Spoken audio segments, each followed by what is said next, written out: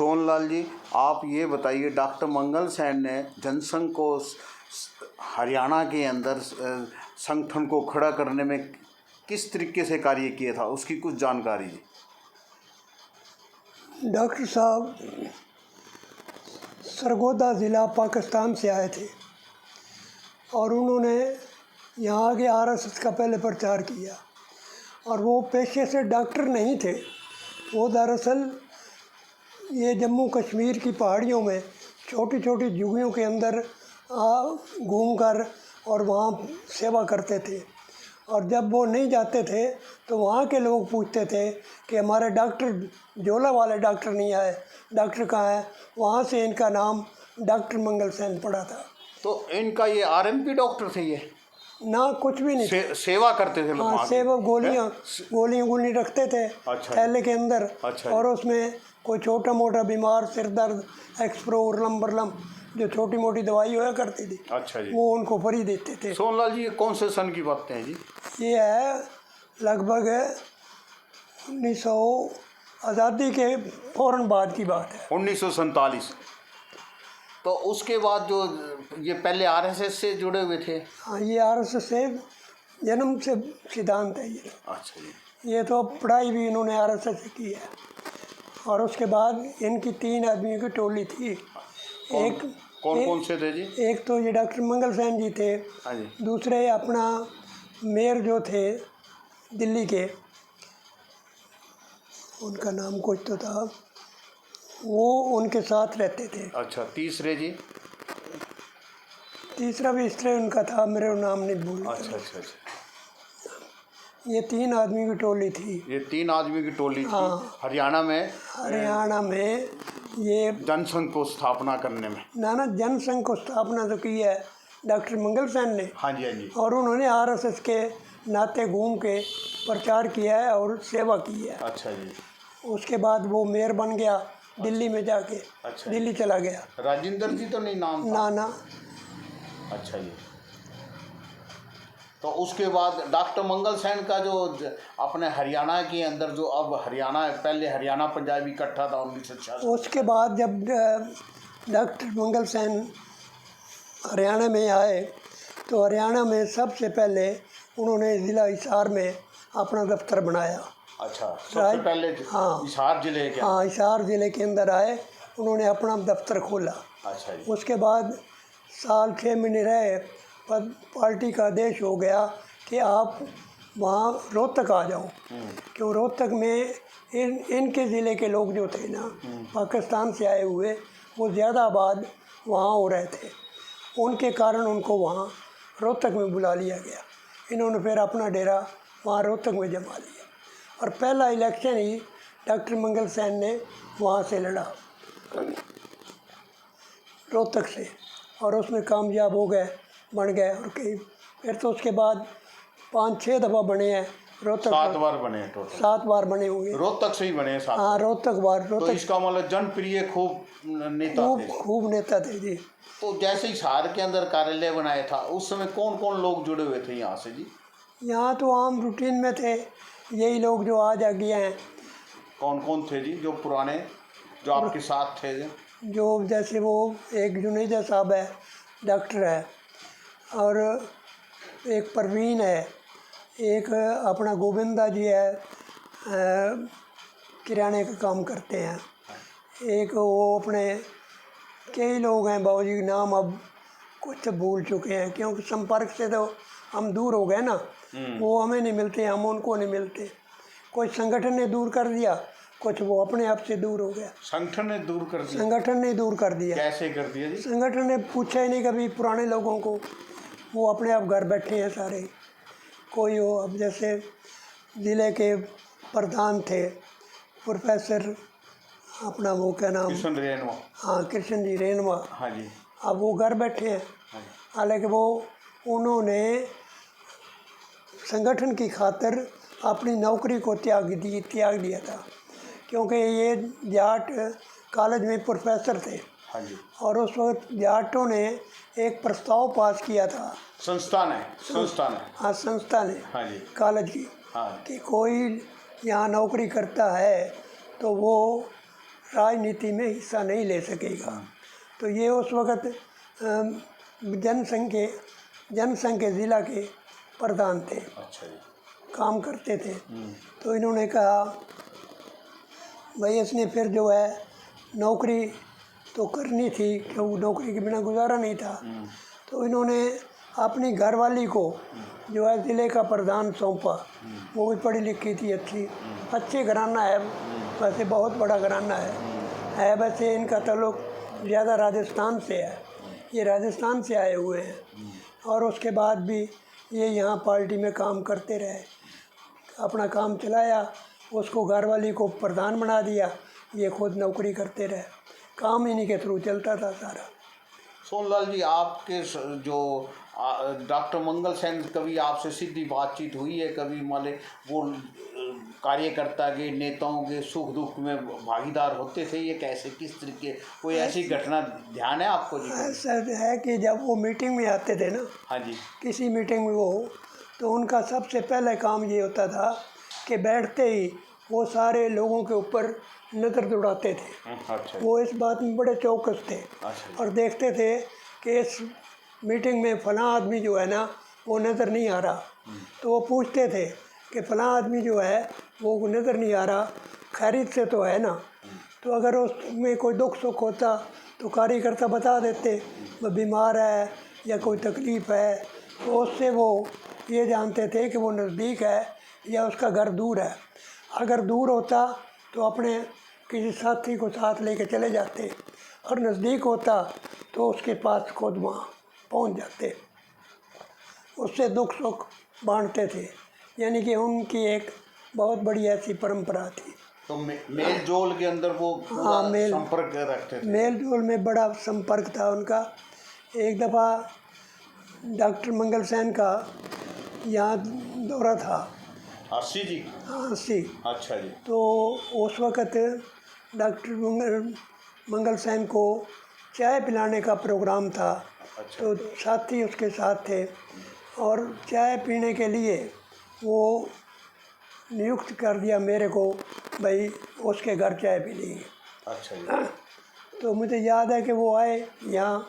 कौन से सन की बातें हैं जी? जगदीश मित्तल जी होया करते थे यहाँ, संगठन मंत्री, भाजपा के संगठन हाँ, मंत्री। उस वक़्त की बात, ये बातें 1987 के दौर की है। उस वक़्त की बात है। तो यहाँ आके इसी बैठक के अंदर यहाँ कुर्सी बिछा के वो अलग बैठ गए थे, और बाकी जो है ना सारे खाट चारपाई बिछा के उसमें 10-12 आदमी थे, सारे आगे बैठ गए। उन्हें चाय चुई बनवा दी। उस वक़्त तो, आज तो बिस्किट और ये है मिठाई का, उस वक़्त प्रसादे हुआ करते थे। बस रोटी बनाओ, पराठे बनाओ और उसमें मतलब चाय पिलाओ।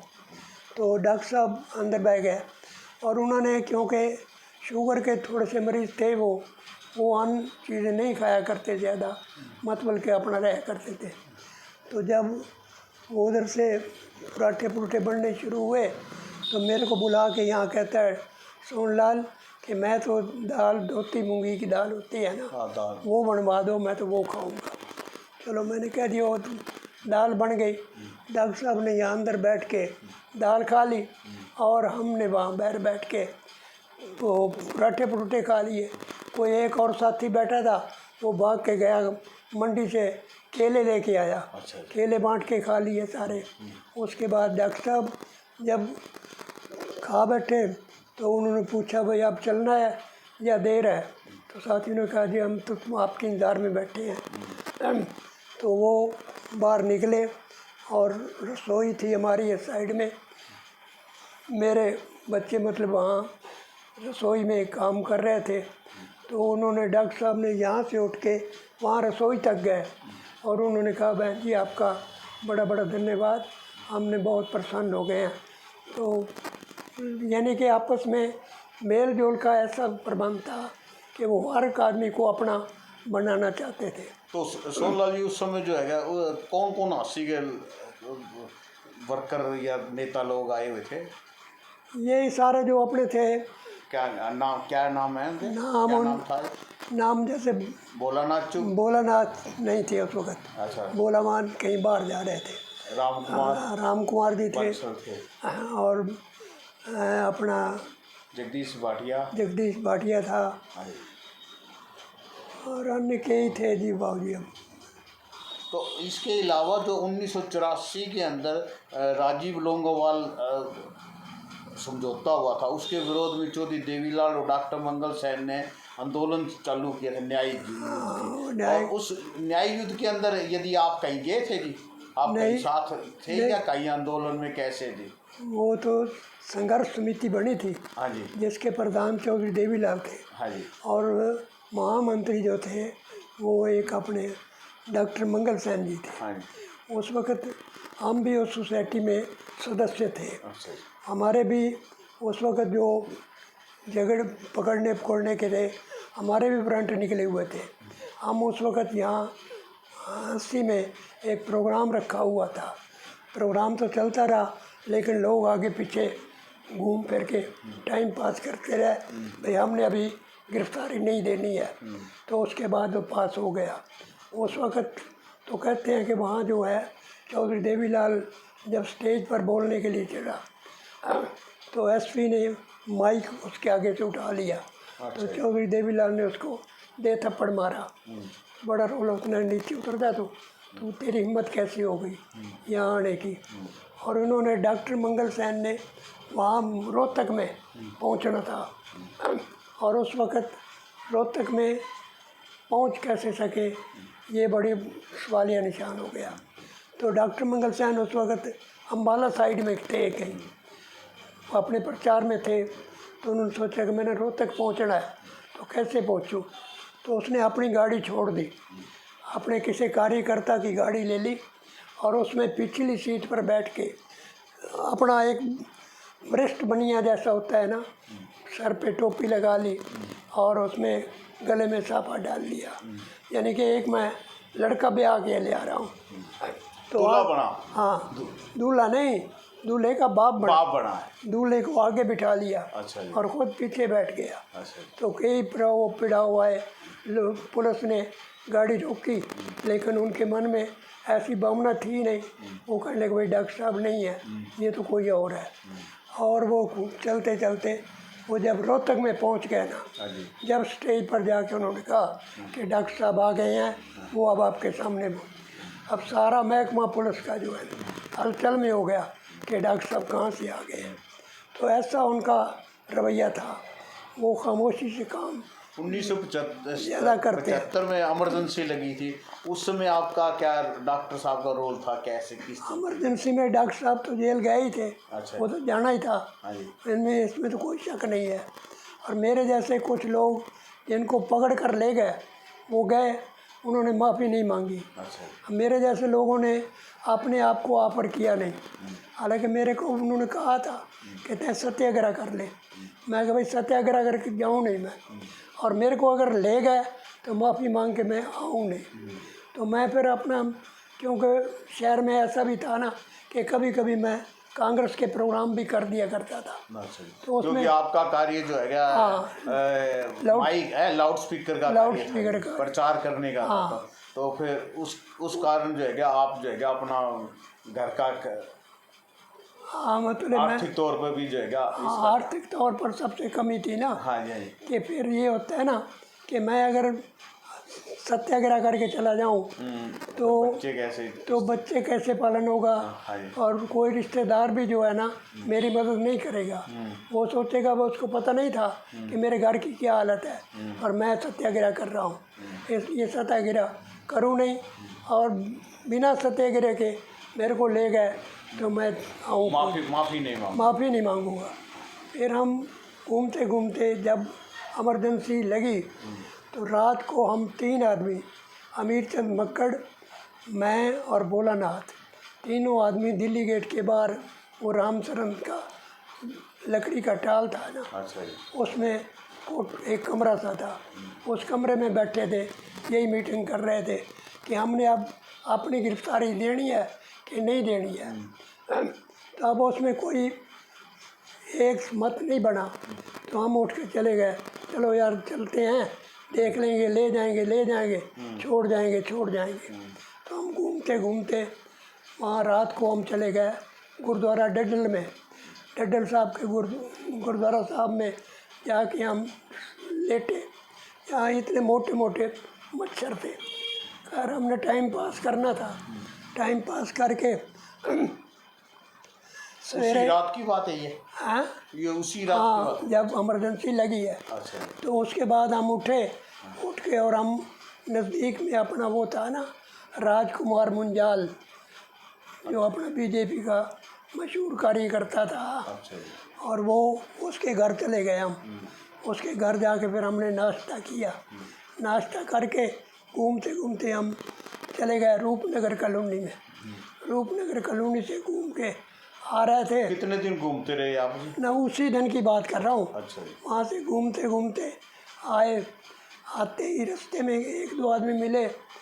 वो एक चिमनलाल सेठी होया करता, हमारा यार दोस्त था।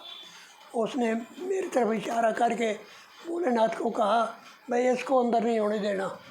मैं कहा जा यार तुम ऐसी बुज़दिली क्यों दिखावे। मैं कहा वो ले गए तो आऊँ कोई नहीं, और अपने आप मैं जाऊँ कोई नहीं। सत्याग्रह करूँगे नहीं। और वैसे यदि हाँ इस तरह का। केवल आर्थिक कारण के, आप अपने परिवार के कारण ही इस बात? हाँ परिवार, और हमारे में कोई वो कमी नहीं थी कि हम किसी गलत रास्ते जा रहे हैं।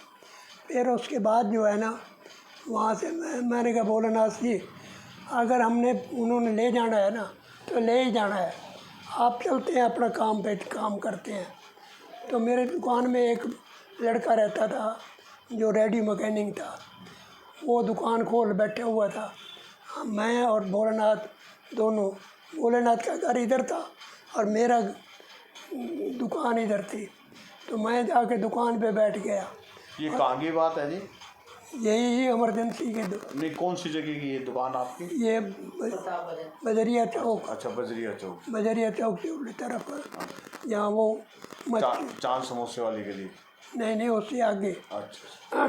उससे आगे जहाँ वो पंडित जी रहा करते, एक अच्छा जी। चक्की लगा रखी थी। अच्छा जी। उसमें या अपना वो पंडित जी थे जो रेडियो स्टेशन पे काम करते थे। अवतार पराशर? हाँ अवतार पराशर। अवतार पराशर वाली? हाँ उस गली में उसकी दुकान में। तो एक चीज़ है, डॉक्टर मंगल सेन ने किस तरीके से संगठन को उस समय जनसंघ को खड़ा किया था, कितने कैसे वो थी?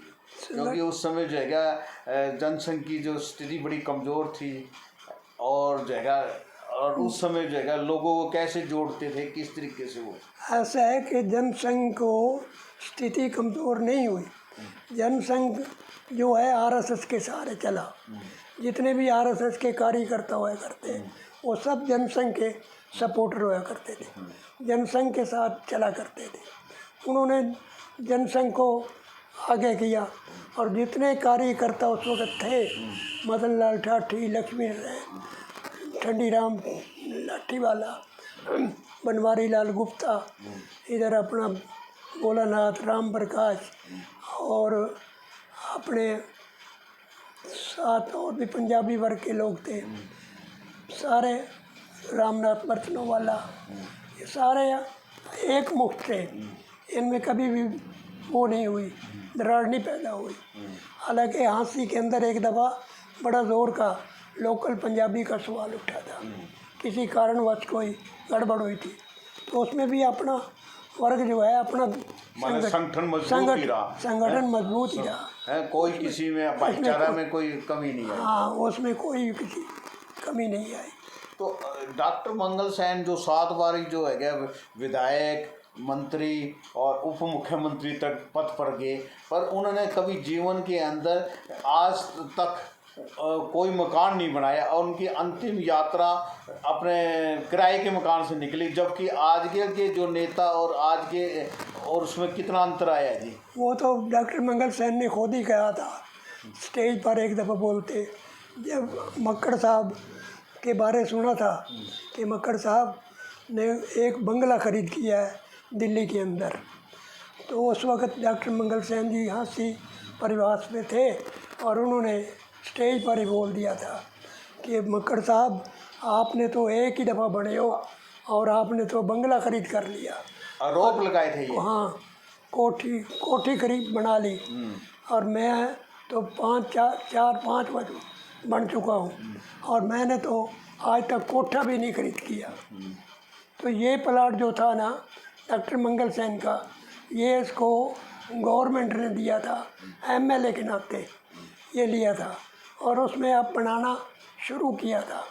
अभी वो बन ही रहा था, और इतने में वो दिल्ली गया किसी कारणवश, मीटिंग थी उससे पहले आरएसएस वालों सब की जुड़ी हुई, तो उसमें से सोन सिंह जी प्रचारक होया करते थे। उन्होंने कहा कि डॉक्टर साहब ये दवाई पूड़ी कैसे ले रहे हो? आगे ये दवाई पूड़ी ऊपर जाने की ले रहा हूँ मैं। तो ये बात कह के, और उसने दिल्ली जाना था। दिल्ली उसका परिवार था सारा डॉक्टर मंगल सेन का, लेकिन वो अपने से दूर रखता था। और उसके साथ जो है ना वहाँ दिल्ली पहुँचा, त्यौहार था लोहड़ी का, और लोहड़ी के त्यौहार बाद पहुँच के, और उसने वहाँ जाके टेलीफोन किया। मेयर जो था ना, उस मेयर का भाईचारा था, और मेयर से कहा कि मैं दिल्ली में आ गया हूँ और आपके लिए गजक लाया हूँ, और वो आपको दूंगा सवेरे। लेकिन कुदरत करना ऐसा हुआ कि वो रात को उनको अटैक का दौरा हुआ।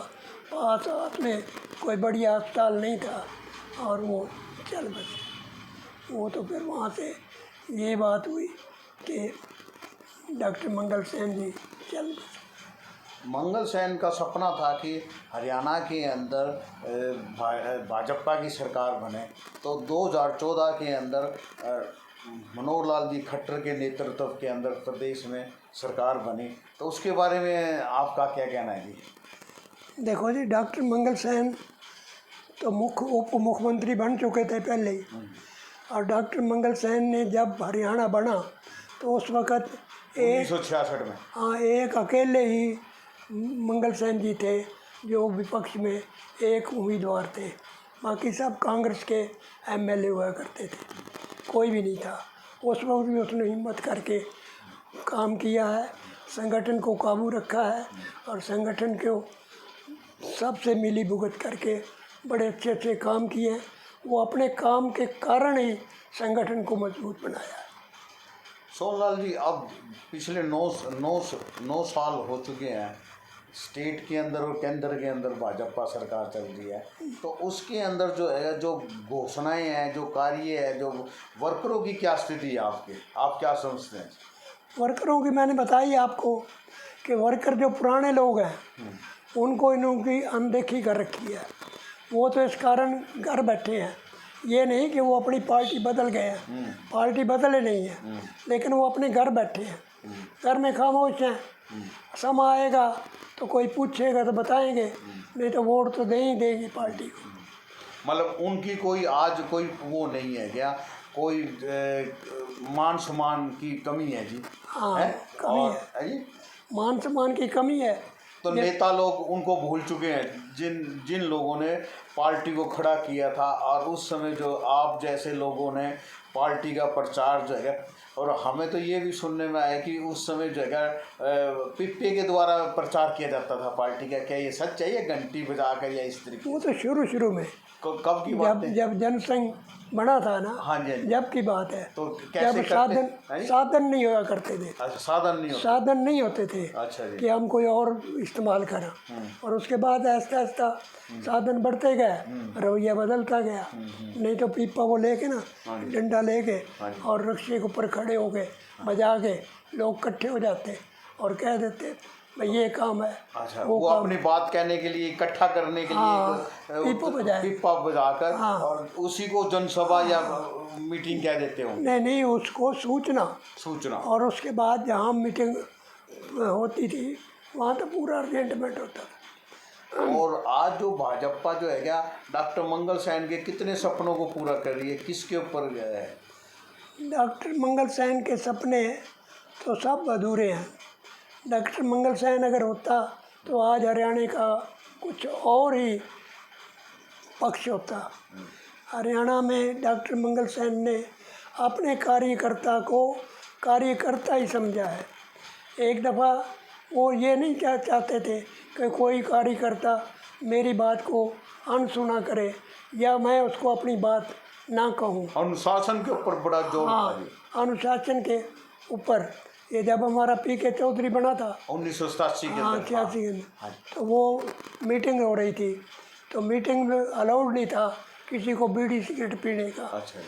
तो ये चौधरी तो हर 5 मिनट के बाद इसको सिगरेट चाहिए था, तो ये सिगरेट निकाल के और बोले, उसने कहा चौधरी साहब यहाँ से बाहर निकल जा। यानी कि वो इतनी हिम्मत रखता था अनुशासन पर चलने की।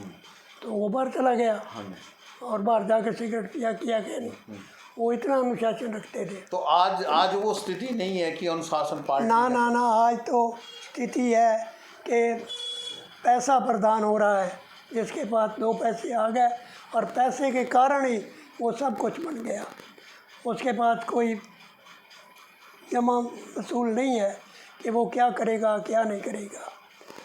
अब एक दफ़ा की बात है, डॉक्टर मंगल सेन जी का प्रोग्राम था फतेहाबाद में। मनीराम गुदारा इलेक्शन लड़ रहा था बाईपास, और उसमें उन्होंने एक सभा बुला रखी थी, और मेरे को डॉक्टर मंगल सेन ने स्पेशल कहा भेजा कि आपने पहले 2 दिन वहाँ पहुँचना है, सारा अनाउंसमेंट। कौन से सन की बात है जी? ये गुदारा बाईपास चुनाव, बाई इलेक्शन था। हाँ सही सन मुझे याद नहीं। तो उस वक़्त उन्होंने गए, तो रात को प्रोग्राम ख़त्म हुआ। प्रोग्राम ख़त्म होने के बाद मैं, डॉक्टर मंगल सेन और भोलानाथ, हम 2 तो वहाँ से थे, एक डॉक्टर साहब थे। तो वहाँ अपना चौधरी दलबीर सिंह जी MLA हुआ करते थे पहले, और उस वक़्त वो नहीं थे। उसके घर में हम चले गए।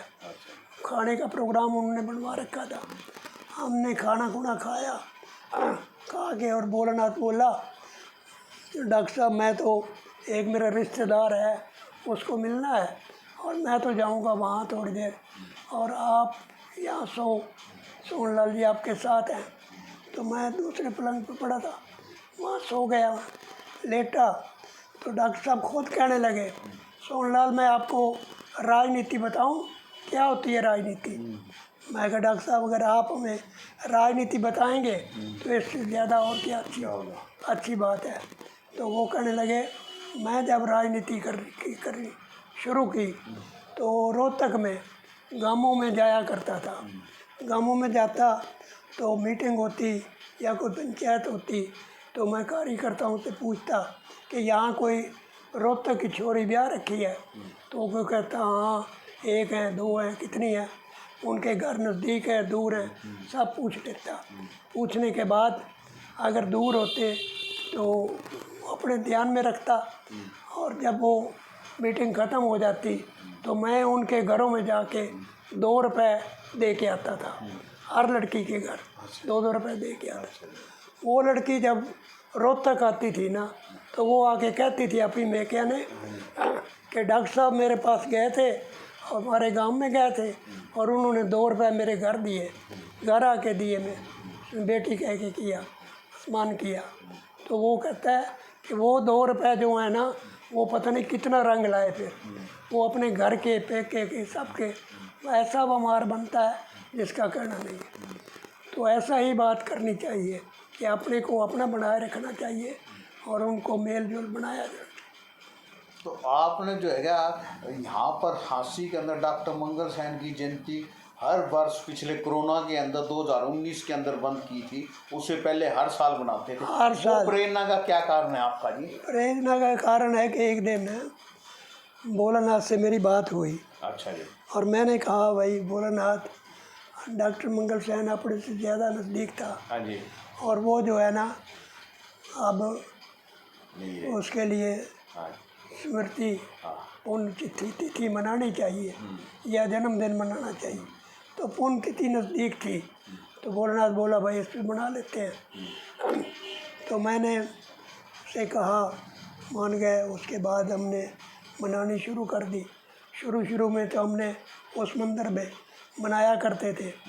हम 4-5 आदमी थे जो 1 किलो 2 किलो आटा ले लिया करते चक्की से, उसकी रोटियां बना के, थोड़ी सी दाल बना के, और अपना मतलब उसके उनके जो पुण्यतिथि के ऊपर कार्य करते थे, कार्यकर्ता को जो है ना प्रसादा कराते थे। एक दिन जो है ना हाँ। बहुत बड़ा, वो एक दिन डॉक्टर मंगल सेन के प्रति श्रद्धा हुई और हम दाल थोड़ी ज़्यादा बना ली, और उन दिनों दाल महंगी हो गई थी काफ़ी। अच्छा जी। तो साधु राम जी गोयल अपने प्रधान थे। अच्छा जी। तो साधु राम गोयल कहने लगा भाई दाल महंगी हो गई है अब।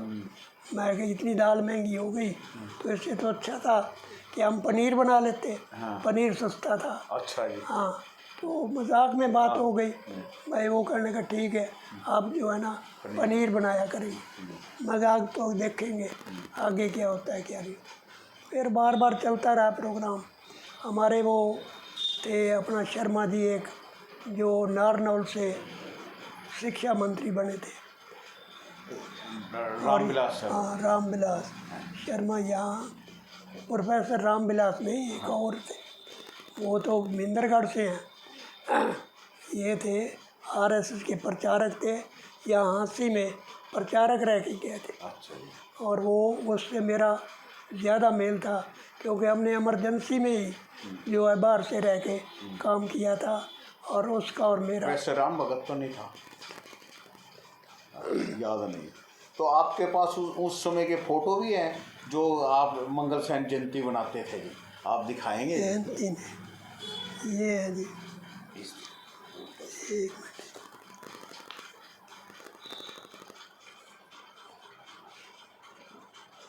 दोस्तों, MS न्यूज़ आपको दिखा रहा है सोनलाल चांदना द्वारा डॉक्टर मंगल सेन की जयंती हर वर्ष किस प्रकार मनाते थे।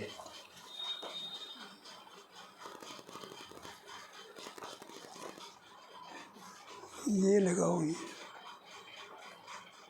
ये देखो,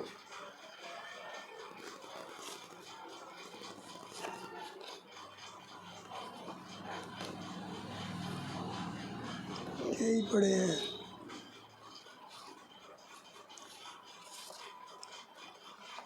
ये पिछले 30 साल तक हाँसी में डॉक्टर मंगल सेन की जयंती मनाते रहे। ये डॉक्टर मंगल सेन का चित्र है। सोनलाल जी, आपने इतने चित्र संभाल के रखे हैं जी।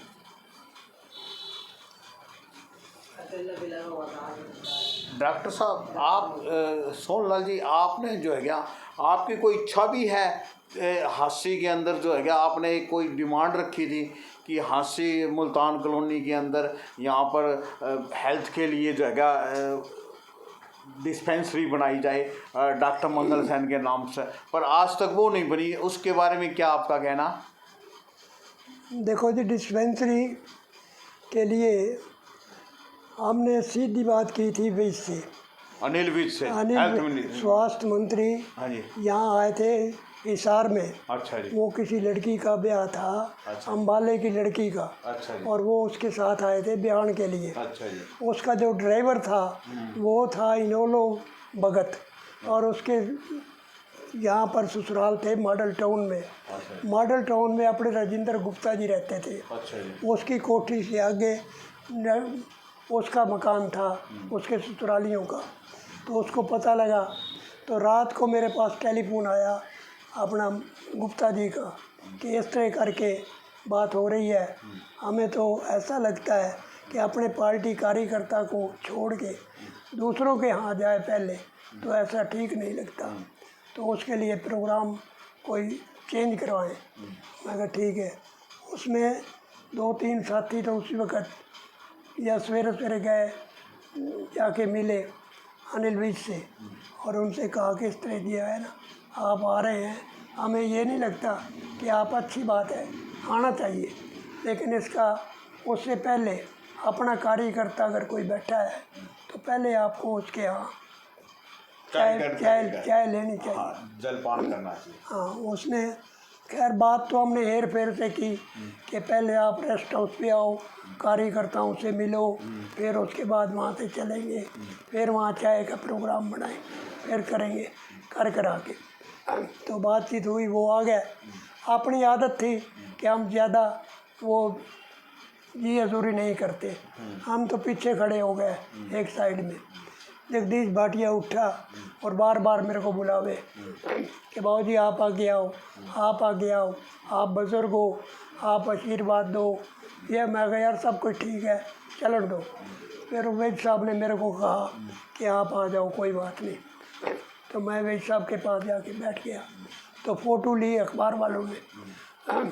तो एक बैठा था कोई साथी अपना, उसने कहा जी इसमें जो अच्छा फ़ोटो हो ना और जिसमें सोहनलाल का फ़ोटो हो वो देना चाहिए।